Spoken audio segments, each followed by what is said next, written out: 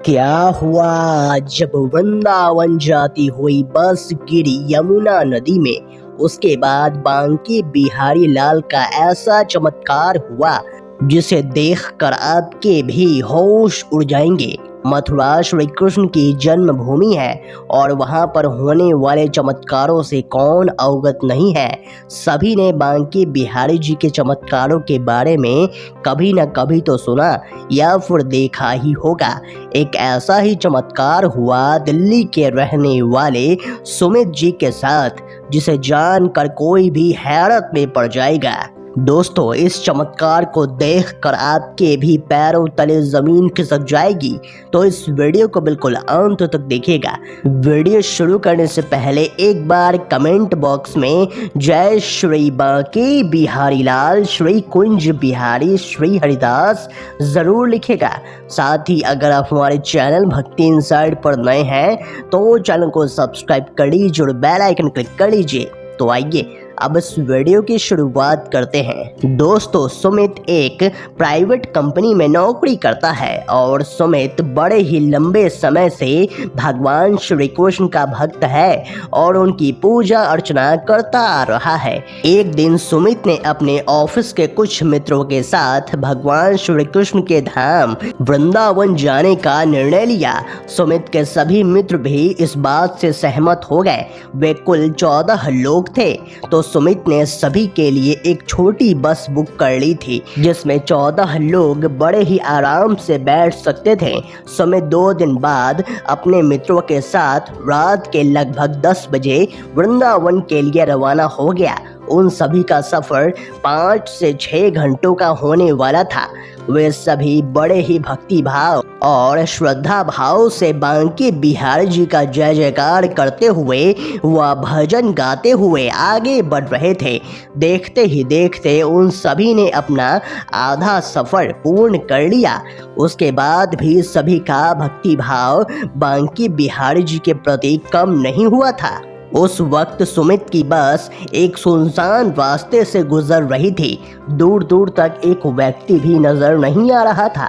सुमित के बस के ड्राइवर ने बताया कि यहाँ कुछ चोर लुटेरे रहते हैं जो कि रात में जा रही गाड़ी को रोककर लूटपाट करते हैं। सभी यह सुनकर काफी भयभीत हो गए। सभी ने बस के सारे खिड़की दरवाजे बंद कर लिए। बस वृंदावन से कुछ किलोमीटर पहले यमुना नदी के पास पहुंच गई थी। तभी अचानक से बस का टायर फटने की आवाज आई। टायर फटने से बस यमुना नदी की ओर चली गई और जाकर एक पत्थर से टकराई। ड्राइवर ने नीचे उतरकर देखा तो एक बड़ी सी लोहे की कील टायर में घुसी हुई थी, जिसके कारण टायर पंक्चर हो चुका था। सभी बहुत ज्यादा भयभीत हो गए थे। उन्हें भरोसा हो गया था कि ये उन्हीं लुटेरों का काम है। सभी तुरंत ही बस में चढ़ गए और सभी खिड़की दरवाजे फिर से बंद करके बांके बिहारी जी को याद करने लगे।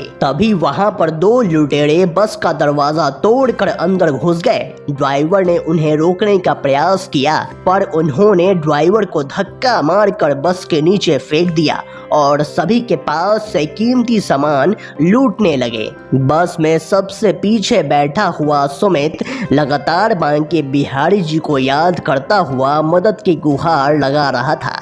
कुछ ही देर में लुटेरे सभी से कीमती सामान लूटकर वहां से भागने लगे। तभी वहां एक अनजान व्यक्ति आया और उन लुटेरों को रोककर सामान लौटाने को कहा। लुटेरों ने उन्हें भी हथियार दिखाकर उसका उपहास उड़ाते हुए मार्ग से हटने को कहा, लेकिन वह व्यक्ति निडर होकर वहीं पर खड़ा रहा।